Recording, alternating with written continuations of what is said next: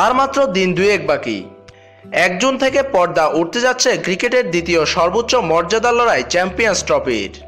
Champions ট্রফির এবারের আসরে বাংলাদেশের ভালো সম্ভাবনা দেখছে শ্রীলঙ্কার কিংবদন্তি ক্রিকেটার কুমার সাঙ্গাকারা। আইসিসির অফিসিয়াল ওয়েবসাইটে সাঙ্গাকারা চ্যাম্পিয়ন্স ট্রফিকে উপলক্ষ করে এক বিশেষ কলাম লিখেছেন। সেখানে বাংলাদেশ বাদে অন্য 7টি দলেরও শক্তিমত্তা নিয়ে কথা বলেছেন এই সাবেক কিংবদন্তি। সাবেক এই লঙ্কান অধিনায়কের চোখে বাংলাদেশ এই টুর্নামেন্টে ডার্ক হর্স। তিনি লিখেছেন, বাংলাদেশও সত্যিকারের ডার্ক হর্স। অনেক আশা আর সম্ভাবনা নিয়ে তারা টুর্নামেন্টে এসেছে। কোচ চন্দ্রিকা হাথুরুসিংহের অধীনে গত 2 বছর ধরে বাংলাদেশের ক্রিকেট অনেক অংশে এগিয়ে যায়। সৌভাগ্যজনকভাবে ওদের একঝাঁক তরুণ প্রতিভাবান ক্রিকেটার রয়েছে, আর বরাবরই ওরা জয়ের জন্য লড়াই করে। চ্যাম্পিয়ন্স ট্রফির এবারের আসরে বাংলাদেশের গ্রুপ পর্বের লড়াইটা মোটেও সহজ নয়।